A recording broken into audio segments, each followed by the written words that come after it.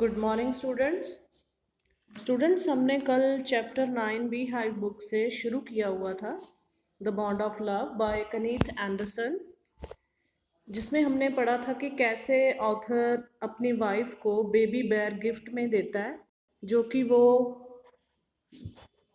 Mysore side जाकर sugar cane fields में उनको मिलता है जो जब वो शिकार कर रहे होते हैं।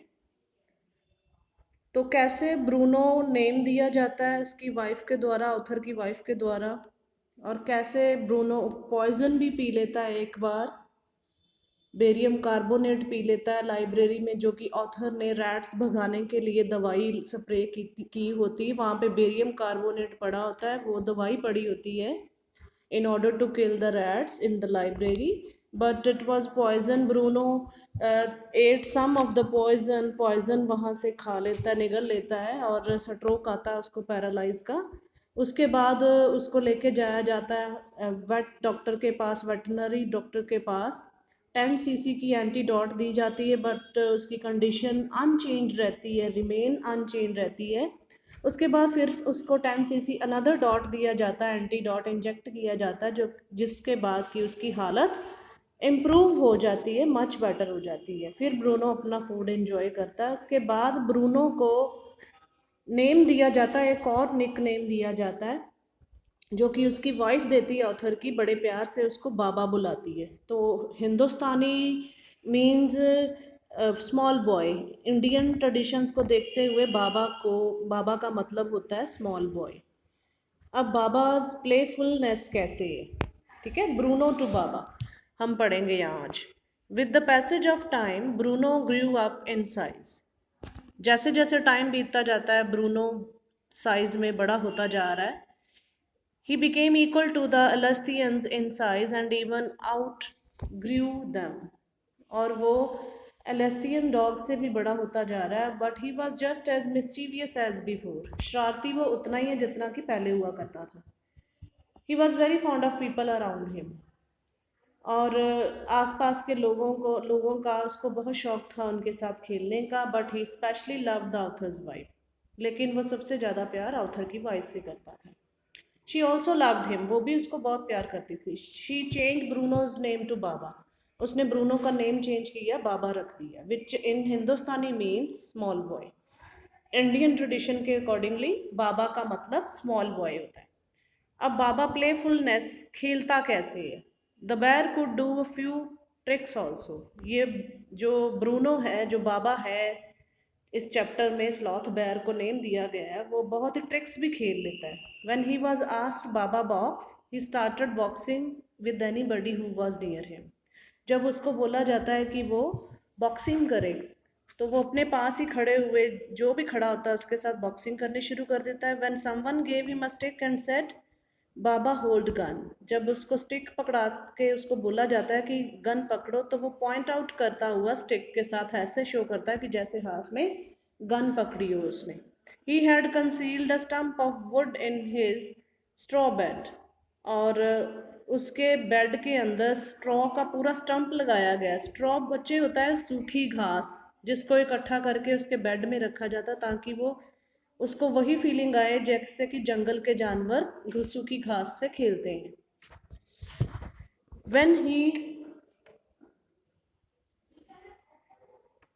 When he was asked, Baba, where is the baby? He immediately produced. जैसे ही उसको पूछा जाता है कि बाबा है किधर आज, तो फटाफट वो ऐसे सामने आ जाता है। And cradle that piece wood, और उसके पास जो पीस वुड्स के पड़े होते हैं उनके साथ खेलता है वो। But because of the tenants children, अब किराएदार के जितने भी बच्चे थे वहाँ पे, the bear had to be kept chained most of the time.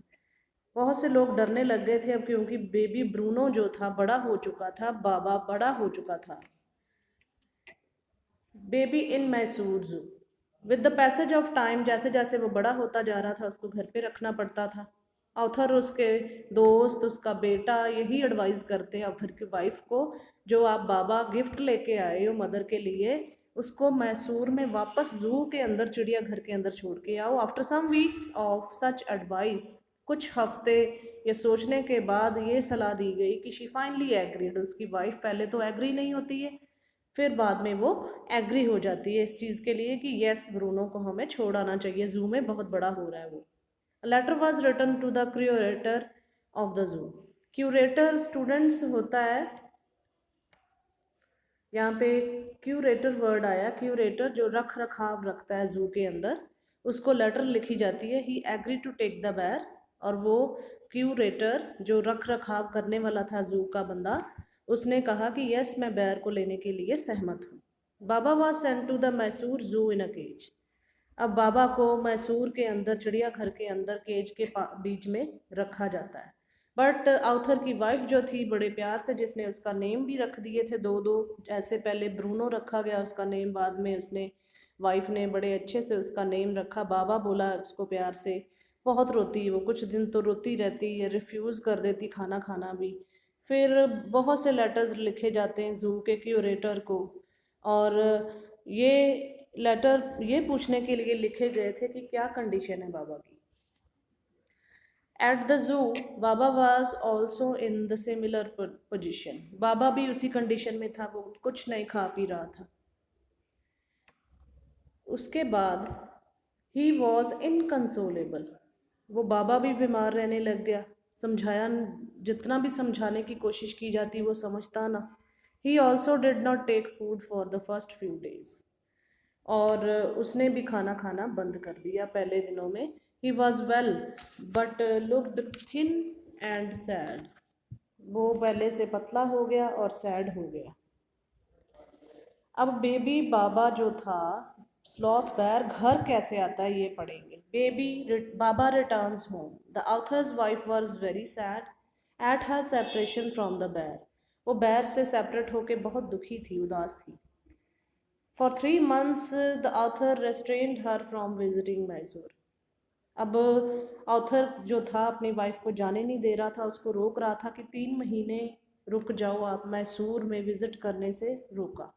At last उसको लेके ही जाना पड़ा अपनी वाइफ को मैसूर, उस बाबा को मिलने के लिए, बैर को मिलने के लिए। The author and his friends had guessed that the bear would not recognise her after 3 months। ऐसा लग रहा था कि 3 महीने के वक्फे के बाद वो शायद ही पहचान पाए जो बैर था उसकी वाइफ को, आउथर को या फ्रेंड्स को। But as soon as Baba saw her, जैसे ही उसने बाबा को देखा, ही रिकॉग्नाइज्ड हर, उसने उसको पहचान लिया। ही क्राइड विद हैप्पीनेस, वो खुशी से रोने लगा। She ran up to him and patted him, और उस लेडी ने, ऑथर की वाइफ ने भी दौड़ के उसको पैटिंग किया, प्यार किया उसकी पीठ पे हाथ जलाते हुए। He stood up on his head in delight, अब वो सिर के बाहर खड़े हो गया, इतना खुश हुआ। For the next 3 hours she did not leave the cage, उसकी ऑथर की वाइफ ने भी 3 घंटे वहाँ पे केज के पास ही रही।